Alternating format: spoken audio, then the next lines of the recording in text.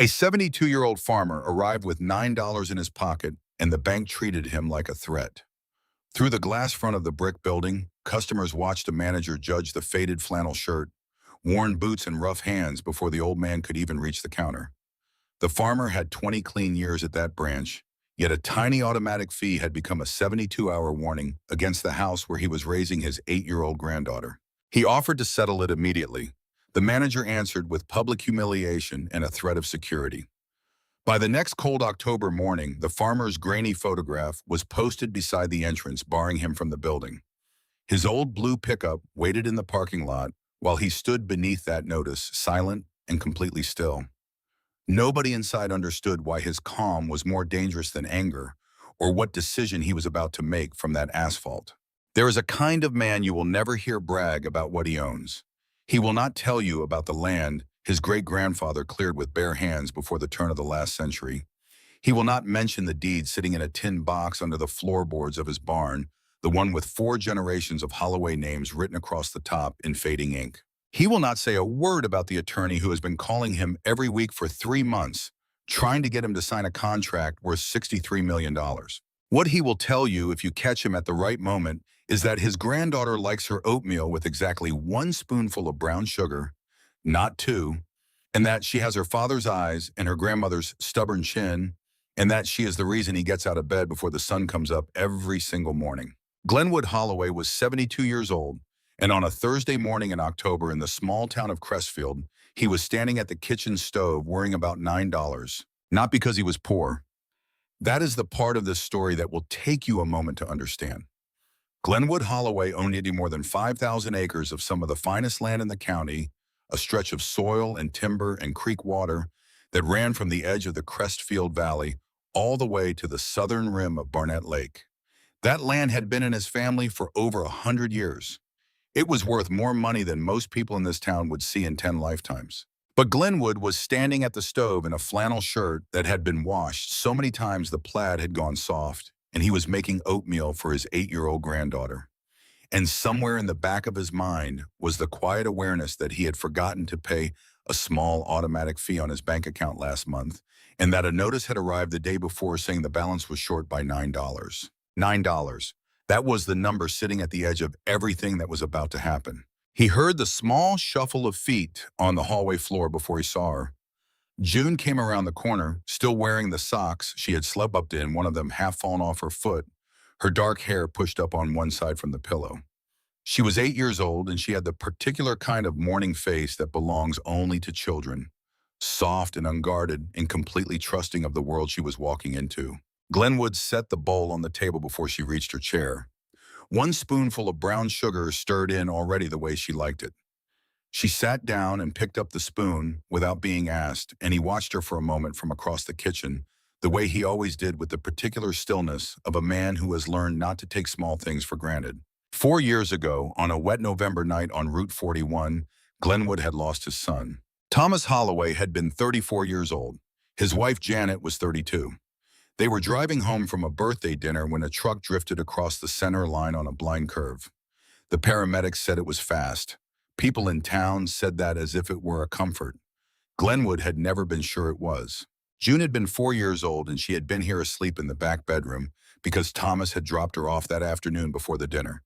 That detail, that small, ordinary, unremarkable decision to leave a 4-year-old with her grandfather for a few hours was the only reason Glenwood Holloway was not completely alone in the world on the morning this story begins. He had become everything to her overnight. Grandfather, father, mother, the one constant voice in a life that had been rearranged by grief before she was old enough to name what grief was. He had not done it gracefully, not at first. There had been weeks where he had stood in the kitchen at 2 in the morning, not knowing what to do next, but he had done it. He had kept doing it every day since, and he would keep doing it until he could not anymore. June looked up from her oatmeal. She had noticed the coat hanging on the hook by the door, the small brown one with the button that had been replaced in a slightly different shade of brown because the original was gone. Glenwood had sewn that button on himself, sitting at the kitchen table 3 weeks ago with a needle and thread, and the kind of patience that comes from doing hard things quietly for a long time. He had not bought her a new coat, not because he could not afford one. He could have bought her 100 coats. He had kept that one because she had been wearing it the last afternoon Thomas brought her here. Because some things are not about money, and Glenwood Holloway had always understood that even when the rest of the world seemed to have forgotten it. June finished her oatmeal. Glenwood washed the bowl. Outside, the morning light was coming in thin and gold across the yard, laying itself along the porch boards and touching the top of the old fence that ran along the property line. It was the kind of October morning that made the whole county look like a painting, the kind that made it easy to forget that anything hard had ever happened here. That was when Sherwood Brumfield pulled into the driveway. Glenwood heard the truck before he saw it, a late model pickup, black, polished to a shine that had nothing to do with actual work, the kind of truck a man buys to tell the world something about himself. Sherwood Brumfield was 47 years old, and he wore suits to property meetings and checked his phone during conversations, and had in the past year alone come to Glenwood's door 3 separate times with a briefcase and a practiced smile and an offer to buy part of the Holloway land. Today he had come before 7:30 in the morning. Glenwood stepped out onto the porch and stood there without saying anything. This was one of his habits, one of the things that made people like Sherwood Brumfield uncomfortable. Glenwood Holloway did not rush to fill silences. Sherwood got out of the truck and came across the yard with his hands in his jacket pockets, smiling the smile he had probably rehearsed in the mirror. He said good morning. Glenwood said it back. Sherwood said something about how beautiful the property looked this time of year, how the light hit that east ridge just right in the fall, and Glenwood waited while he said it because he already knew what was coming after. Sherwood told him the offer had gone up, $2.3 million for the 500 acres on the eastern side, the parcel that ran along Feeder Creek. He said Glenwood had to be practical about these things. He said a man his age living alone out here with a little girl, good land on paper, was not the same as security in hand. He said June's name when he said it, worked it right into the sentence, smooth and deliberate, the way a salesman threads the customer's name into the pitch to make it feel personal. Glenwood felt something shift in his chest when he heard it. Not anger exactly. Something quieter and colder than anger, the recognition of a man who has just shown you exactly who he is. He said nothing for a moment. Then he picked up his coffee cup from the porch railing where he had set it and took a slow sip and looked out across the yard. He said, Sherwood, I have heard you 3 times now, and my answer is the same as it was the first time. Sherwood kept the smile, but it had gone thin at the edges. He said Glenwood should think about it seriously this time. He said the market was not going to wait forever. He said he would come back next week. He went back to his truck, and Glenwood stood on the porch and watched him go. When the black pickup had disappeared around the bend in the road, Glenwood stayed where he was for another minute, and then he heard the screen door open behind him and felt June's hand close around 2 of his fingers, the way she had done since she was small enough to wrap her whole fist around one. She asked him who that was. He told her that was Sherwood Brumfield, a man who wanted to buy some of the land. She thought about this. She asked if he was going to sell it. Glenwood looked down at her. He said there are some things you do not sell because of a price, and he told her he would explain it better when she was older. She accepted this the way children accept honest answers, with a nod and the quiet confidence that the adult knows something real. From across the road, Leland Underhill had been watching. Leland was 70 years old, and he had been Glenwood's closest neighbor for going on 30 years. He was a big, quiet man with white hair, cut short, and hands that looked like they had been used hard for a long time, which they had. He had spent 3 decades as a deputy sheriff for Crestfield County before retiring 6 years ago, and he had the kind of stillness that came from having seen enough of the world to stop being surprised by most of it. He had been repairing the fence line along his property when Sherwood Brumfield pulled in, and he had watched the whole conversation from a distance with the particular attention of a man who has spent a career reading situations at a glance. He knew Sherwood Brumfield. He knew the type well enough. He put down his fencing tool and walked across the road. He came up to the porch, nodded at June, and she went back inside. He stood next to Glenwood and looked in the direction the black truck had gone. He did not say anything for a moment. Then he picked up the spare cup from the porch rail, the one Opal always left out when she sent him over, and poured himself coffee from the pot Glenwood had set on the rail earlier. He said that man has got a smell about him. Glenwood said, I know it. They stood there for a little while longer, drinking coffee in the morning light. 2 old men who had known each other long enough to share a silence without discomfort. There was something in it, the 2 of them standing there, that was more like a conversation than most conversations. Leland had been the one to call Glenwood on the night of the accident 4 years ago. He had been first on the scene. He had stood in the cold on the shoulder of Route 41, waiting for Glenwood to arrive. And when Glenwood got there, Leland had not said anything, had just put a hand on his shoulder and stood there while the road flares burned in the dark, and that was something Glenwood had never forgotten and never would. After a while, Leland went back across to his fence and Glenwood went back inside. He did not know yet that Sherwood Brumfield and Merritt Ingram played golf together every other Saturday at Blue Ridge Country Club, had done for 5 years. He did not know that they had sat together last weekend at the 19th hole, and that Sherwood had said almost casually that the Holloway account at First Meridian was past due on a small service fee, and that if the bank wanted to run the standard procedure on that account, well, Sherwood certainly did not have a problem with that. He did not know that Ingram had gone into the office Monday morning and signed off on a 72-hour collections notice for a $9 shortfall, bypassing the internal reminder process that the bank's own policies required for balances under $50. Glenwood Holloway did not know any of this when he walked back into his kitchen. He just knew that Sherwood Brumfield had used June's name to try to sell him something, and that it had left a feeling in his stomach that would not quite go away. The morning passed the way mornings on a working property pass, in tasks that require your hands and let your mind settle. Glenwood split wood behind the barn for an hour. He checked the water line that ran to the lower pasture. He patched a section of wire along the south fence that had been sagging since August. The work was good. It had always been good, the way that physical labor done with care has a kind of dignity in it that nothing else can replace. Around midday, he came in to check on June.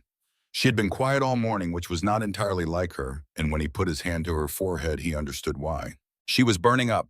The thermometer read 103. He got her to the couch with a glass of water and a cool cloth and called the Henderson farm to say he would not be in that afternoon. Old Gerald Henderson said, "No trouble, take care of the little one." Glenwood hung up and settled into the chair beside the couch and sat with her through the afternoon, changing the cloth on her forehead when it lost its coolness, making sure she drank, watching her sleep. He forgot about the bank notice until late afternoon, when he went out to the mailbox at the end of the lane and found a second envelope from First Meridian, this one marked urgent in red. He stood at the mailbox in the cooling afternoon and read it through twice. The balance on his checking account was $9 short of the required minimum due to an automatic maintenance fee. Under the terms of his account agreement, and in accordance with standard collections procedure, the bank was initiating the process of calling in the collateral tied to his equipment loan. The small farmhouse where he and June lived was listed as partial security on a note he had taken out 8 years ago to replace a tractor and a piece of irrigation equipment. If the deficiency was not resolved within 72 hours, the bank would move to the next step in the collections process. 72 hours. Glenwood folded the letter once and put it in his shirt pocket. He walked back up the lane to the house. He stood in the kitchen for a moment, looking at nothing in particular. Then he picked up the phone and dialed the number on the letterhead. The woman who answered sounded young. She said her name was Peg Blankenship, and she asked how she could help him. Glenwood explained the situation carefully: the $9 shortfall, the automatic fee, the notice he had just received. He said he had the money, he could pay it today. Was there a way to resolve it by phone or wire transfer? There was a pause on Peg's end. Glenwood could hear her working through something on her side, typing, thinking. She said, "Mr. Holloway, I can see your account history right here, and I have to say 20 years without a single missed payment is about as clean a record as we have in this branch."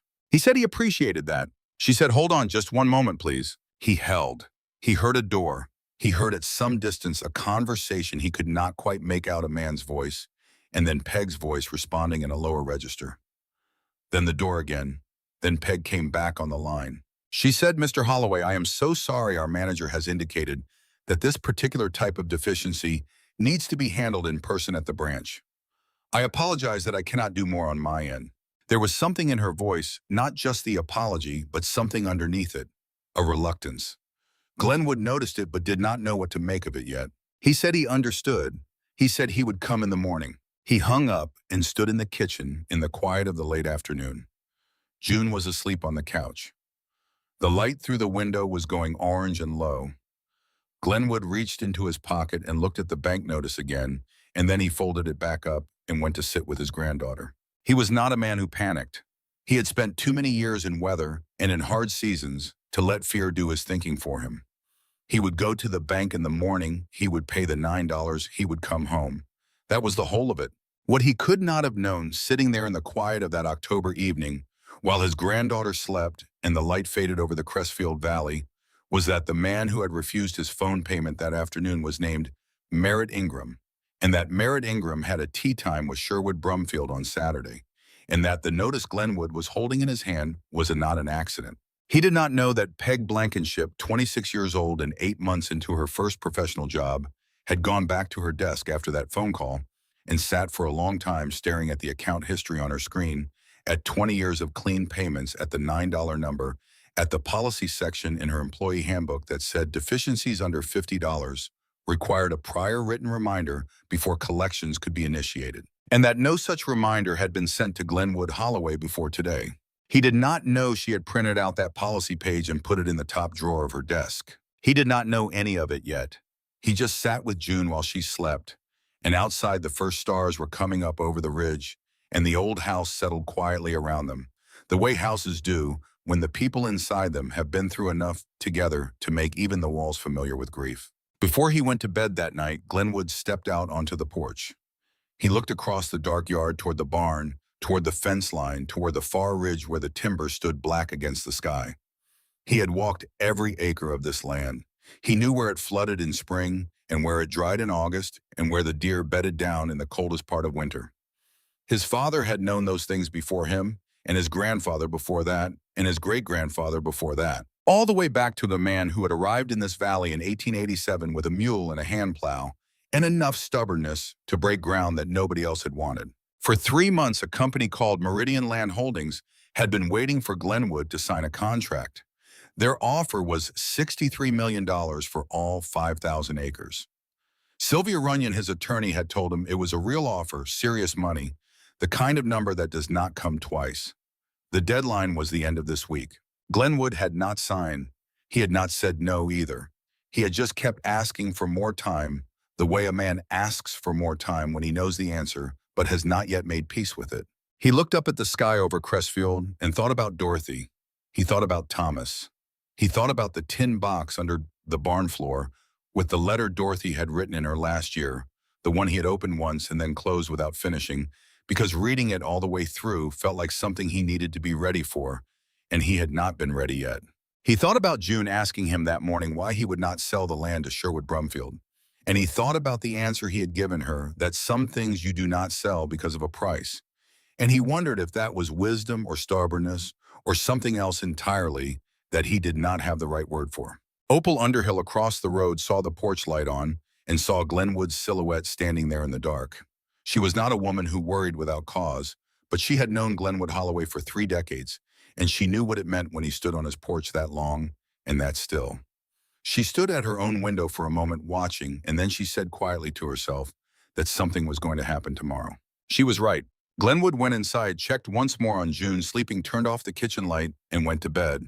In the morning, he would put on his work clothes and drive his old pickup truck to First Meridian Bank to pay $9. And everything that came after would come from that. Glenwood Holloway did not sleep well that night.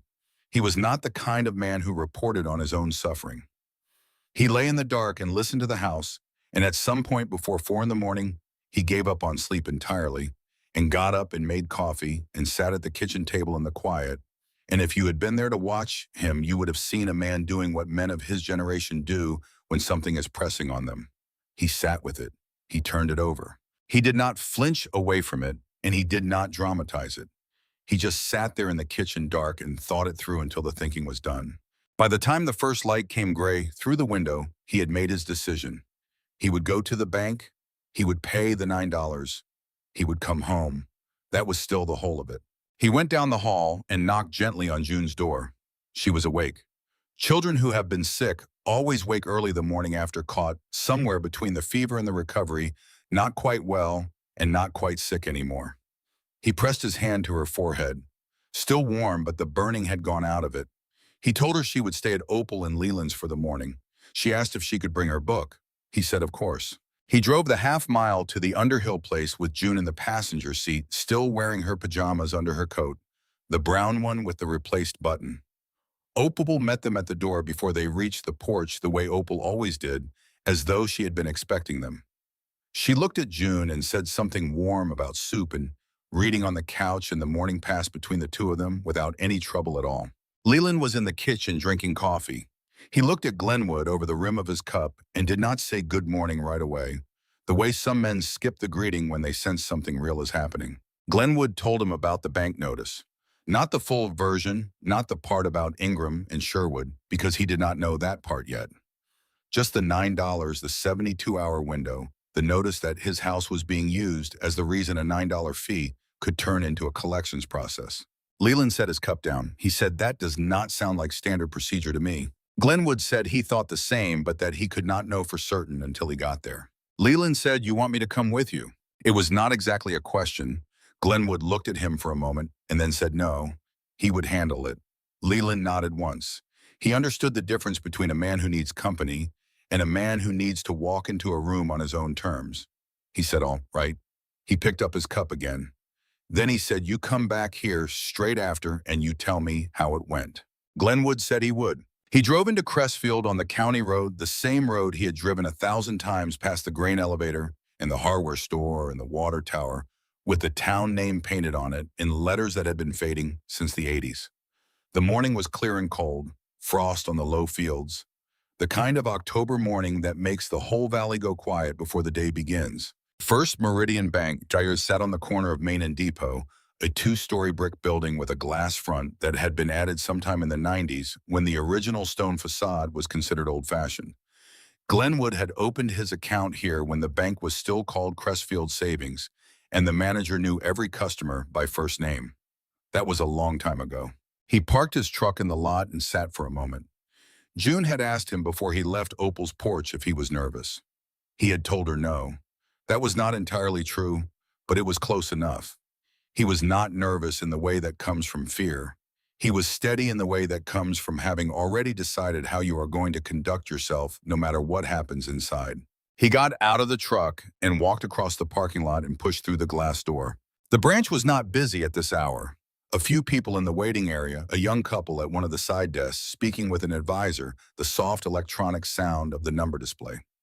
Glenwood went to the information stand near the door and looked for someone to direct him to the right window. That was when Merritt Ingram appeared. Glenwood had not met the man before, but he knew the type immediately. Ingram was 51 years old, built narrow, with the particular posture of a man who has spent years behind a desk making decisions that affected other people. Navy suit hair combed back with product, a silver watch on his left wrist that caught the light as he moved. He was crossing the lobby toward the front counter when he noticed Glenwood, and something in his face shifted, not dramatically, just a small adjustment. The way a man's expression changes when he encounters something he has already categorized. Ingram stopped. He looked at Glenwood's flannel shirt, the work boots, the hands. He said, "Can I help you?" It was not a welcoming question. It was a management question, the kind designed to establish quickly what kind of situation this was going to be. Glenwood said his name. He said he had received a notice about his account and that he was here to resolve a shortfall of $9. He said he had cash with him and would like to take care of it at the window. Ingram said, "Yes, I'm familiar with that account." Something about the way he said familiar made the air in the lobby feel different. A woman standing at the counter nearby glanced over. Ingram said that accounts showing a deficiency below the minimum threshold were a matter of financial responsibility, and that First Meridian had standards it was required to uphold for all customers equally. He said it loud enough that the phrase financial responsibility landed in the middle of the lobby like something dropped on a hard floor. Glenwood stood very still. This was one of the things people who knew him understood about Glenwood Holloway. When other men would raise their voice or step forward, Glenwood went still, not passive, still the way a river runs deep and quiet when you cannot see what is moving underneath. He said, "I understand the policy. I have the $9. I would like to pay it and settle this today." Ingram looked at him for a moment, as though Glenwood had said something complicated. Then he said, "The type of account you carry is not really suited to our current service model. There are other institutions in the county that might be a better fit for your particular situation." The word situation. Glenwood heard it land. The woman at the counter had stopped pretending to look at her phone. A man in the waiting area had looked up from his newspaper. The whole lobby had gone quiet in that specific way a room goes quiet when everyone realizes something wrong is happening, and nobody knows yet if they are going to say so. Glenwood looked at Ingram directly. He said, "Sir, I have held an account at this bank for 20 years. I am here with $9 to clear a deficiency. I would like to speak with someone at the window." Ingram's expression did not change. He said, "I am going to ask you to lower your voice." Glenwood had not raised it. Ingram said, "If you continue to create a disturbance, I'm going to have to ask security to escort you out." There was a pause in the lobby that felt longer than it was. Glenwood looked at Ingram. He thought about June at Opal's house drinking soup and reading her book.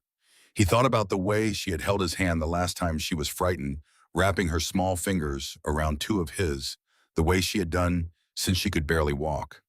He thought about what it would mean for an 8-year-old girl to watch her grandfather lose his composure in a public room over $9. He did not say anything else to Ingram. He turned and walked to the door and pushed through it into the cold morning air. He stood on the front steps for a moment. He could feel the eyes through the glass behind him. He did not look back. He walked to his truck and sat down in the driver's seat and put both hands on the wheel and sat there. After a long moment, he reached into his jacket pocket and took out the $9 in cash that he had folded there that morning, and he looked at it for a while. $9. The number had not changed. Nothing about the math of his situation had changed. He had been publicly humiliated over $9 by a man in a Navy suit who had made his judgment in the first 2 seconds and had not once looked at the 20 years of clean payments on the screen in front of him. Glenwood put the money back in his pocket. He thought about what Leland had said the day before standing on the porch. That man has got a smell about him. He thought about Sherwood Brumfield pulling up in his shiny truck and working June's name into his sales pitch. He thought about Peg Blankenship's voice on the phone yesterday, the reluctance underneath the apology, the pause before she came back on the line. He was still sitting there when the phone rang. He did not recognize the number at first, and then he did. Sylvia Runyon, his attorney. He answered. Sylvia's voice had an energy in it that he had not heard before a barely contained forward motion. She said, "Glenwood, I need you to hear this clearly. Meridian Landholding signed this morning. The wire confirmation came through an hour ago. $63 million, all 5,000 acres, exactly as we negotiated." She paused. He did not fill the silence. She said, "Glenwood, this is done. This is real. I need you to come in this week and do your part of the signing, and then we can move the funds wherever you want them." He said, "Sylvia." She said, "Yes." He said, "I will call you this afternoon." She said, "Glenwood, $63 million. He said, "I heard you. I will call you this afternoon." He set the phone on the seat beside him and looked through the windshield at the front of First Meridian Bank. The glass door, the two potted shrubs on either side of the entrance, the ordinary, unremarkable face of the building where a man in a Navy suit had just decided in the first 2 seconds of looking at him what kind of person Glenwood Holloway was. He started the truck and drove back to the Underhill place. Opal met him at the door again. She read his face the way she had read difficult things her whole life, directly and without flinching. She did not say anything right away. She just stepped back to let him in. June was on the couch under a blanket with her book open on her chest. She looked up when Glenwood came in, and she asked if everything was okay. He told her it was. She accepted this and went back to her book. Leland was at the kitchen table. Glenwood sat down across from him and told him what had happened. All of it the way Ingram had stopped him in the lobby, the word situation, the threat to call the security. He kept his voice level while he told it. Leland listened without interrupting, which was what Glenwood needed. When Glenwood finished, Leland was quiet for a moment. He turned his coffee cup on the table in a slow circle. Then he said, "You said his name was Ingram." Glenwood said yes. Leland said Merritt Ingram. He said it like a man locating something in his memory. Then he said he and Sherwood Brumfield play golf together out at Blue Ridge. Have for a few years now. Glenwood went still again. Leland looked at him and said, "I am not saying that means anything for certain. I am saying that is something worth knowing." The kitchen was quiet. Opal had come to the doorway and stopped there. She looked at Glenwood and then at Leland and then back at Glenwood. Glenwood said, "Sylvia Runyon called me in the parking lot. The land deal closed this morning, $63 million. The silence in the kitchen changed quality. Opal put her hand on the doorframe. Leland set his cup down. Glenwood said he needed to think. Leland said, "Then think." He said, "June can stay here." He said, "Opal will make lunch." Opal said nothing, just nodded once, the kind of nod that means everything is already handled. Glenwood stood up from the table. He walked back out to the porch and stood there for a while looking at the road. He thought about Dorothy. He thought about the tin box. He thought about the letter he had not finished reading. He thought about Thomas and the last Saturday afternoon they had spent in the lower pasture, fixing a section of fence together, not saying much, just working side by side the way fathers and sons do when they have already said everything that needs saying and the work itself is enough. He thought about Sherwood Brumfield using June's name to sell him something. He thought about Merritt Ingram looking at his flannel shirt and deciding in 2 seconds what kind of man was standing in front of him. He thought about $63 million sitting in an account at First Meridian Bank, the same bank that had just called security on him over $9. He went back inside. He stood in the kitchen doorway and looked at Leland and said 2 sentences. He said, "I am going back to the bank tomorrow morning." He said, "I need Orville Jessup's number." Leland looked at him for a long moment. He knew Orville Jessup.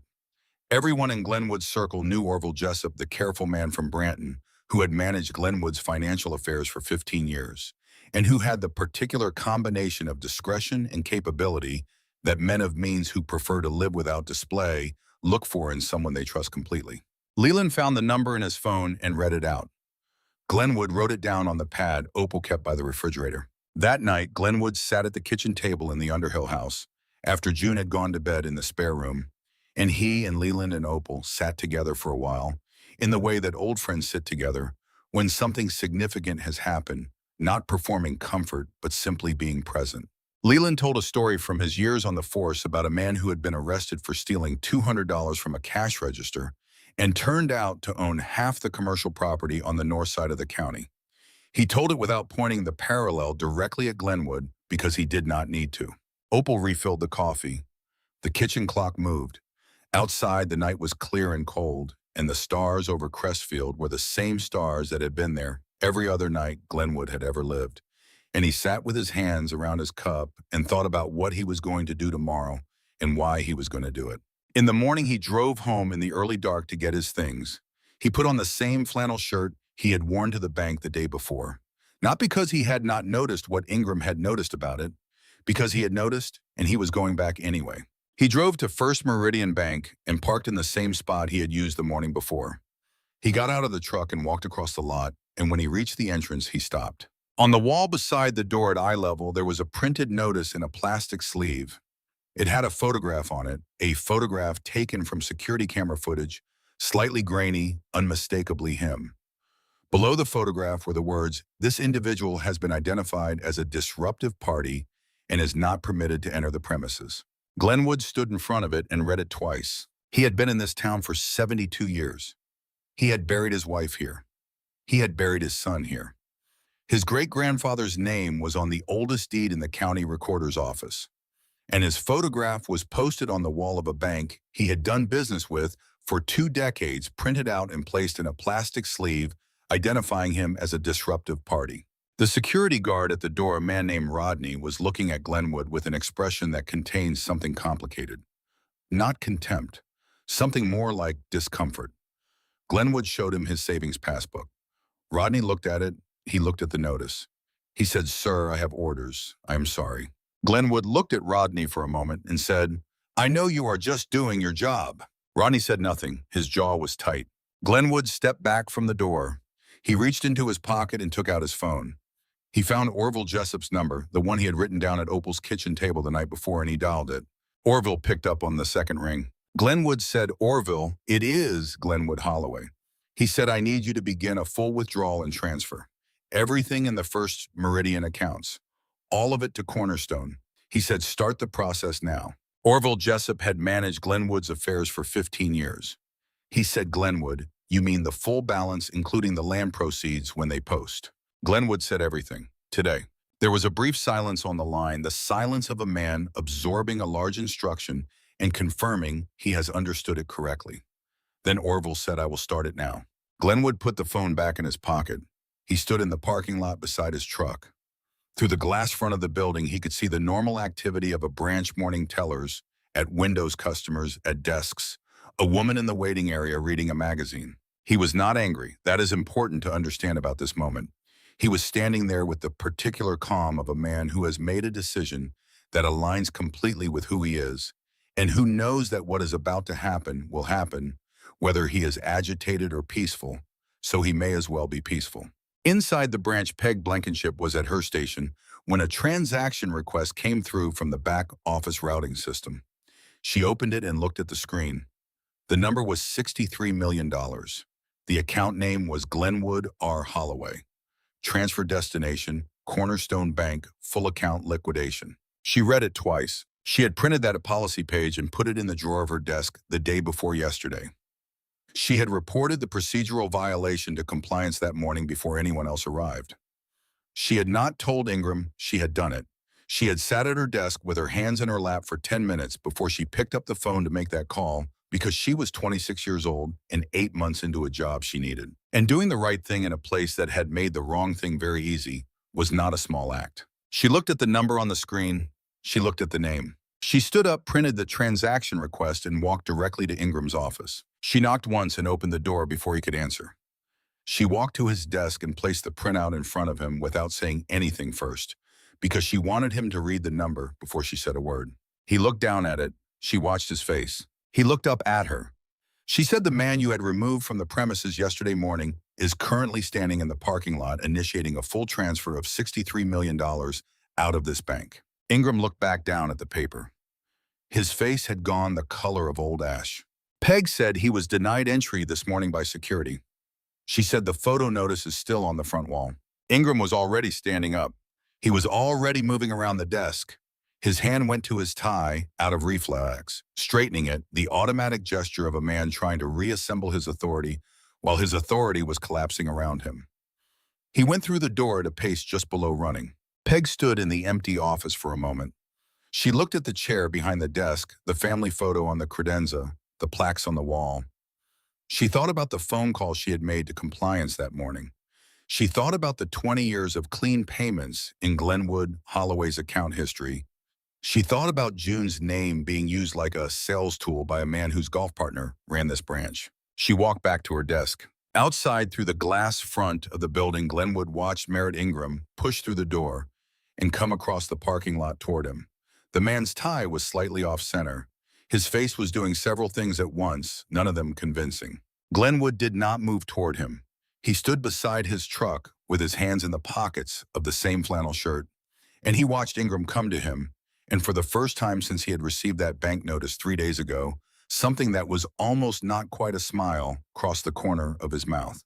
Not because he had won something, because the man coming across the parking lot with his tie crooked and his practiced authority in ruins had made every choice that led him here entirely on his own, and Glenwood Holloway had not had to do a single thing except be exactly who he had always been. Merritt Ingram crossed that parking lot like a man trying to outrun something that had already caught him. He came fast, his leather shoes clicking on the asphalt, one hand already raised in a gesture that was supposed to look like greeting, but looked more like surrender. He stopped 6 feet from Glenwood and said good morning in a voice that did not sound like morning fell to either of them. Glenwood said nothing. Ingram said he was glad Glenwood was still here. He said there had been some confusion that the notice on the front wall was a mistake, that he was personally going to have it removed right now. He was already looking back over his shoulder as he said it, signaling to Rodney with a sharp gesture. Rodney peeled the notice from the wall and held it at his side. The plastic sleeve crinkled in the cold air. Ingram turned back to Glenwood. He said First Meridian valued its long-standing customers above all else. He said Glenwood should come inside, that there was a private office available, that every service the bank offered to its most important clients was available to him this morning. He said the words most important clients as though they had always been true, as though he had not spent the previous morning performing the opposite of that belief in front of a lobby full of people. Glenwood watched him the way you watch weather come in over a ridge without hurry, noting what it is. He let Ingram finish. Then he said, "Mr. Ingram, you looked at me yesterday morning and you made a decision about what kind of man was standing in front of you. You made that decision before I said my name, before I explained why I was there, before you knew a single thing about me other than what you could see. And what you saw was enough for you to decide I was not worth your time or your basic courtesy." Ingram opened his mouth. Glenwood continued. He said, "I am not here to receive an apology that only exists because of a number in a database. He said, I am here because I have the right to complete my banking business as a customer of 20 years and I intend to do that. He said the transfer request had already been initiated and he expected it to be processed without further delay. He said it without raising his voice. He said it the way a man speaks when he has nothing to prove and nowhere to be except exactly where he is. The cold air between them held everything that had been said and everything that had not been said, and Ingram stood in it with his crooked tie and his face doing the arithmetic of a man calculating how much damage had already been done and whether any of it could be undone. From inside the lobby, through the glass, Peg Blankenship was watching. Rodney was watching. Two customers who had been at the counter when Ingram ran through the door were watching. A woman who had been in the lobby the previous morning, who had heard the word situation, had come back this morning for an unrelated appointment. She was watching too. Ingram said, "Glenwood, please come inside. Let us resolve this properly." Glenwood said the transfer will resolve it. He said, "I expect confirmation by end of business today." He said, "After that, I will not have any further business with this branch." He got in his truck. He did not look back as he drove out of the parking lot. He did not need to. He drove straight to Opal and Leland's and picked up June. She was at the kitchen table finishing a second bowl of soup color back in her face, the fever finally gone. The way childhood fevers go completely and without ceremony. She looked up when he came in and said, "Did you fix it?" He sat down across from her and said, "Yes, it was fixed." She said, "Did you have to be there a long time?" He said, "Not too long." She said, "Opal taught me how to make the soup." He said that was a good thing to know. Leland was leaning in the doorway between the kitchen and the back hall. He looked at Glenwood with the question already in his eyes. Glenwood gave him a small nod. Leland looked down at the floor for a second, and when he looked back up, there was something in his face that was close to relief, the expression of a man who has seen enough of the world to be genuinely glad when things go the right way for once. Opal packed the rest of the soup in a container for them to take home. Glenwood drove June back to their house on the county road, and the familiar shape of the roof over the tree line had never looked quite the way it looked to him that morning, solid and quiet and still there. 3 days later, the investigation began. It did not begin because Glenwood demanded it.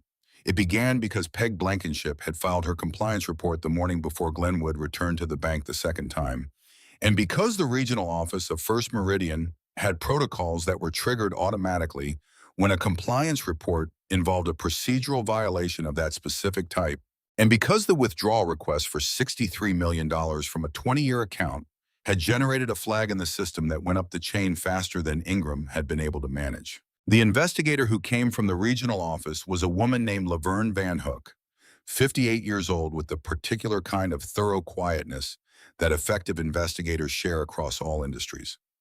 She sat in the branch conference room for 2 days and went through records. She pulled up every account that had received a collections notice in similar circumstances over the past 3 years. She found 3 others. Glenwood was the 4th. Then she looked at something Peg had mentioned in her report almost as an aside, noting that 2 of the 3 previous account holders had subsequently been approached by a local real estate broker about purchasing their property after their financial difficulties became a matter of record.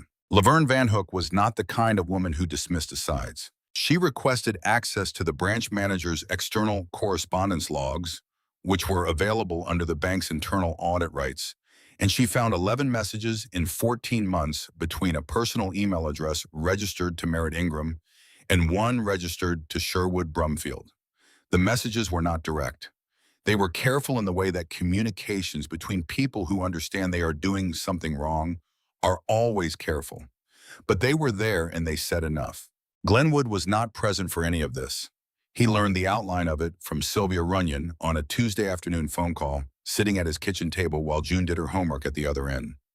Sylvia said the bank's regional leadership had contacted her directly that Ingram had been placed on administrative leave pending completion of the investigation, and that the bank intended to issue a formal statement.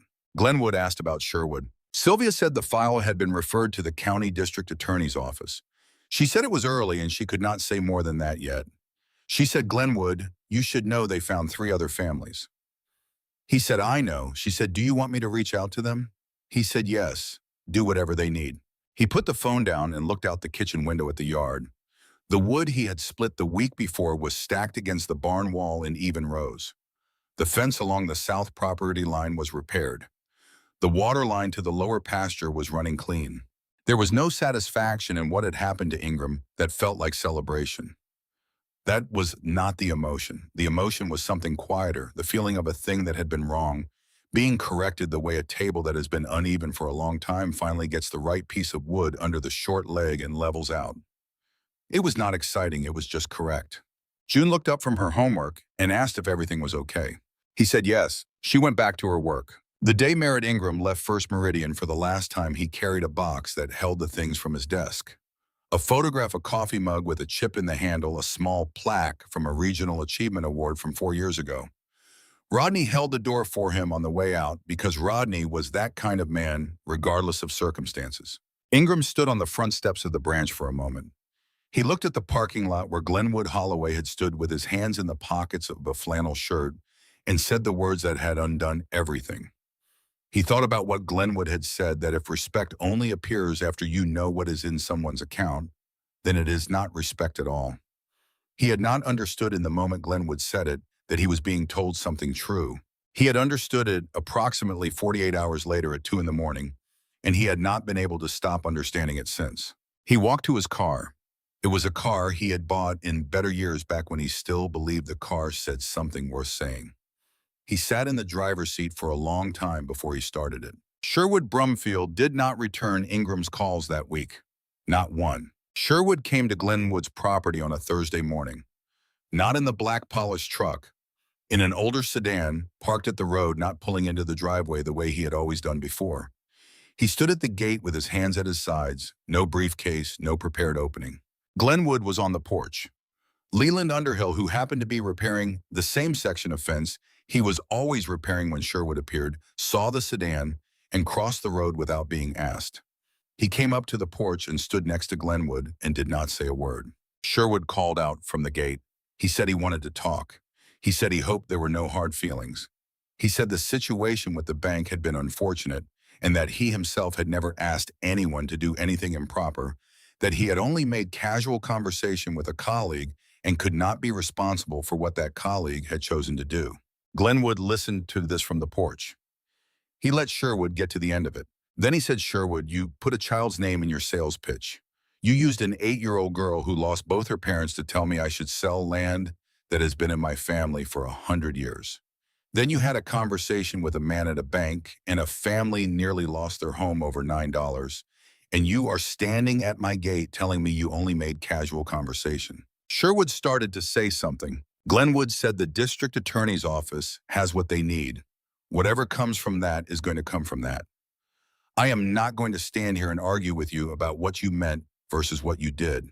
He looked at Sherwood for one more moment and said, I would ask you not to come back to this property. Sherwood stood at the gate for a few seconds longer.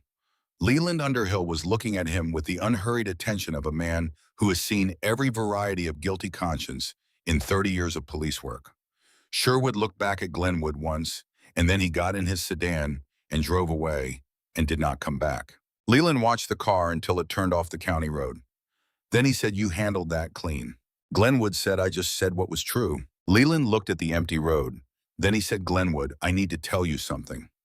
He said it in a different register than he usually spoke, quieter, with a weight behind it that was personal rather than practical. He said the night of Thomas's accident, I was first on scene. Glenwood said he knew.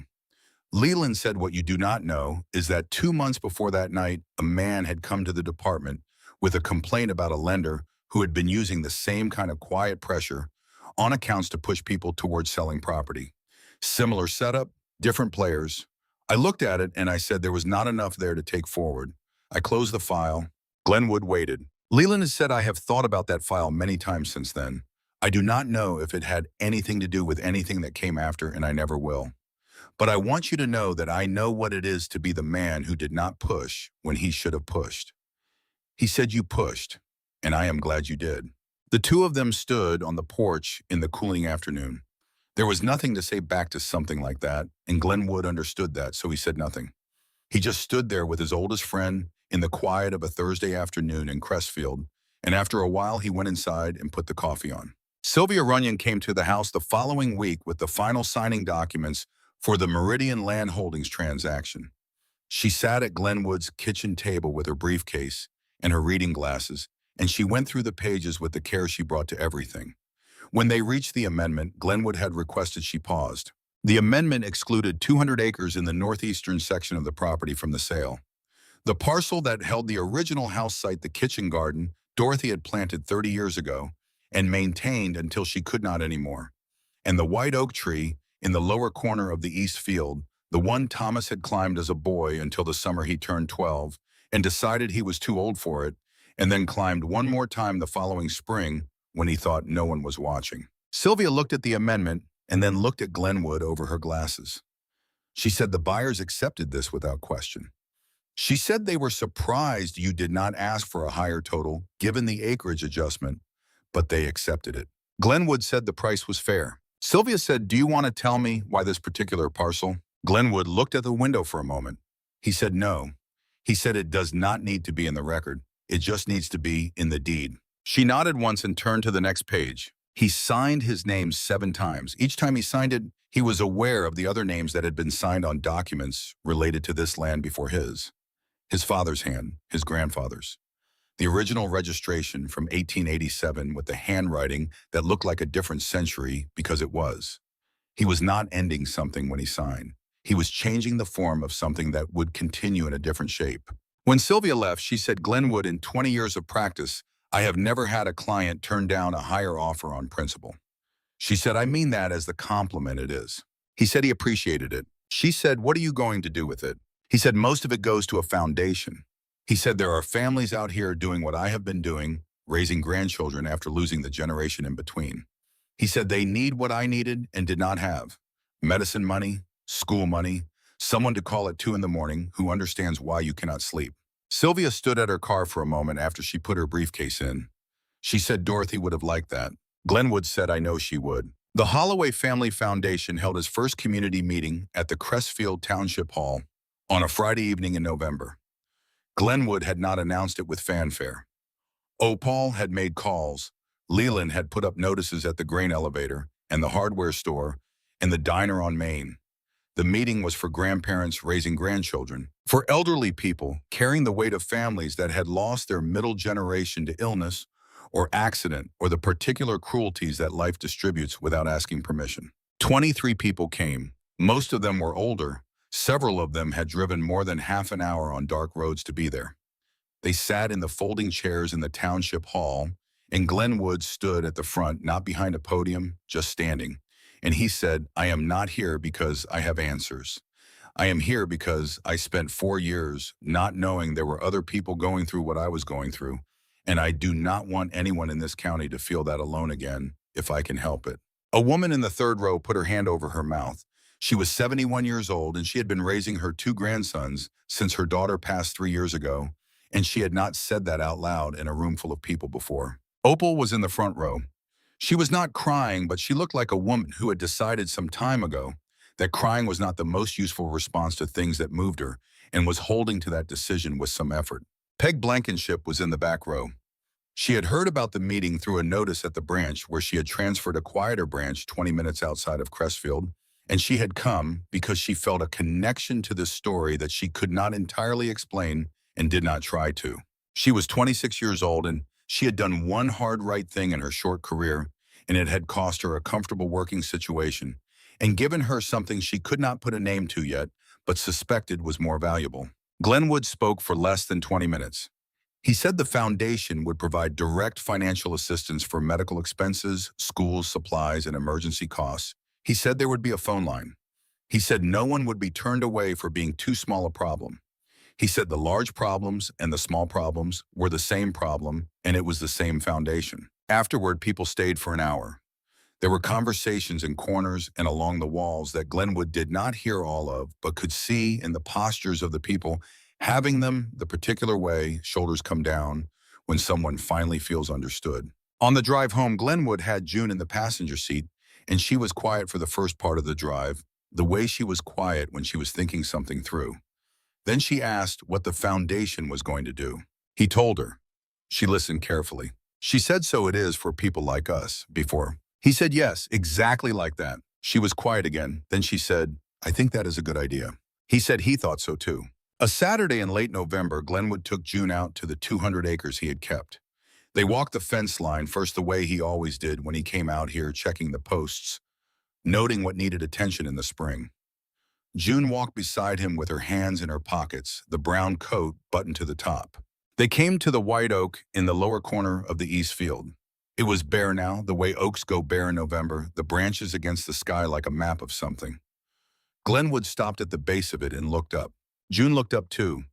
Then she looked at the lower branches and at Glenwood, and then she pulled off her mittens and jumped for the first branch and caught it and pulled herself up with the particular unself-conscious athleticism of 8-year-olds who have not yet been told that trees are not for climbing. She got herself up to the third branch and sat there with her feet dangling and looked out across the field. She said, "You can see a long way from here." Glenwood stood below her. He said, "Yes." She said, "Whose tree is this?" He said, "It was your father's tree first. He said Thomas used to climb it when he was about her age and that his grandmother had known the tree since before that, and that Glenwood himself had helped his own father plant it from a sapling 60 years ago when this part of the field was being cleared." June was quiet for a moment. She said, "So it is our tree." Glenwood looked up at her, sitting in the branches of a tree that 4 generations of his family had known in a field that would belong to his granddaughter in some form for as long as she wanted it on land that would carry the name Holloway in its legal history even after it passed to other hands in other parcels, because some things stay attached to the ground they came from, regardless of what the deed says. He said, "Yes, it is our tree." She climbed down with the same ease she had climbed up, dropped the last foot to the ground, and brushed her hands on her coat. She took his hand the way she always took his hand, wrapping her fingers around 2 of his. They stood together at the base of the oak for a moment. She said, "Opa, why did you keep this part?" He said, "Because your father is here, and your grandmother." He said, "When you get older, you will understand that some places hold people in them after those people are gone. Not in a ghost way, just in the way that matters." He said, "I wanted you to have a place where you could come, and they would still be here in the way that matters." She thought about this seriously, the way she thought about things he told her that she was not entirely sure she understood yet. Then she said, "Okay." He said, "Okay." She said, "Can we come back in the spring when it has leaves?" He said, "We will come back every season until you know every branch." They walked back across the field toward the truck in the late afternoon light. The sky above Crestfield was going the particular shade of pale gold that belongs to November in the valley, and the grass was stiff with cold, and their breath made small clouds in the air ahead of them. The house was a mile away, and the truck was parked at the field gate, and there was nothing in Glenwood Holloway's hands. He had signed away the largest thing his family had ever owned. He had stood in a parking lot and spoken the truth quietly to a man who had tried to reduce him to a number. He had sat with his oldest friend on a cold porch and let something real be said between them. He had put a room full of strangers in folding chairs and told them they were not alone. He was 72 years old. His back bent a little when he walked. His hands had been rough for as long as he could remember. He owned a small house, a 200-acre field with a white oak in the corner, and an 8-year-old girl who was pulling slightly ahead of him now because she had spotted something interesting at the edge of the fence line and wanted to look at it. He let her get a step ahead and then 2 steps, and then he watched her go. The brown coat, the dark hair, the particular way she moved through the world that was entirely her own and was also, in the angles and the certainty of it, her father's. He thought about the tin box under the barn floor. He thought about the letter he had not finished reading. He decided that he would read it tonight all the way through the way Dorothy had written it, which was the way she had done everything plainly and without softening the parts that needed to be heard. He thought he was ready now. It had taken 6 years. He thought that was probably the right amount of time. June had stopped at the fence and was crouching down, looking at something in the grass, some small thing that had caught her attention. She called to him to come see. He picked up his pace. The sun went down over the Crestfield Valley the same way it had gone down every evening since before any Holloway had been alive, to see it indifferently and magnificently without regard for what had happened underneath it. The old truck sat at the field gate. The white oak stood in the corner of the east field with its bare arms open against the sky. Glenwood reached his granddaughter and crouched down beside her to see what she had found. She showed him. He looked at it with her. He told her what it was. She asked 2 questions. He answered both. They stayed there for another minute, and then they stood up together and walked to the truck and drove home in the dark.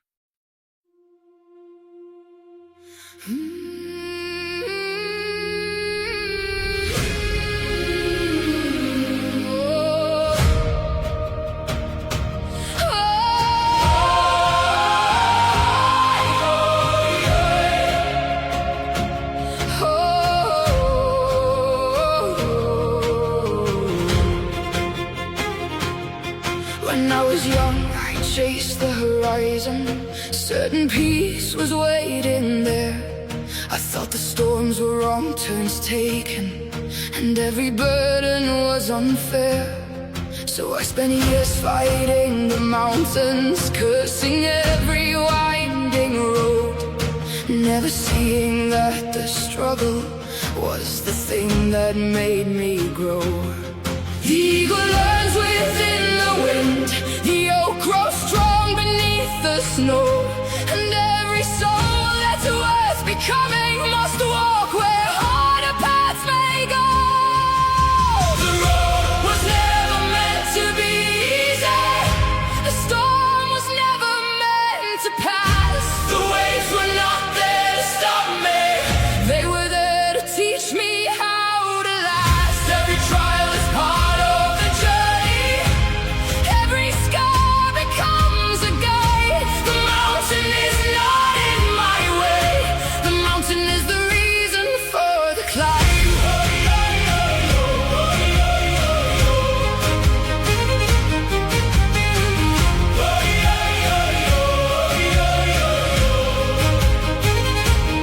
I've known loss that left me broken, I've known fear that stole my breath, I've known nights so cold and endless I could barely take one step. Yet every wound became a teacher, every failure left a mark, and every valley that I walked through placed another star within the dark. The river doesn't fight the canyon, it learns to carve its way ahead. What seems a wall to those who fear it becomes a path for those who tread. The road was never meant to be easy, the storm was never meant to pass. The waves were not there to stop me, they were there to teach me how to last. Every trial is part of the journey, every scar becomes a guide. The mountain is not in my way, the mountain is the reason for the climb.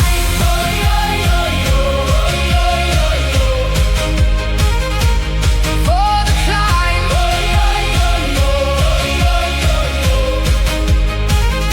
One day I stopped asking, why me? And started asking, what can I learn? The moment I embraced the fire lost its power to burn. For every challenge holds a gift, though hidden from the eye. The obstacle and destination were never separate all this time. The road was never meant to be easy, the storm was never meant to end. The battles were not sent to break me, they were sent to shape the man I am. Every trial is part of the journey, every loss becomes a light. The mountain is not in my way, the mountain is the reason I can rise.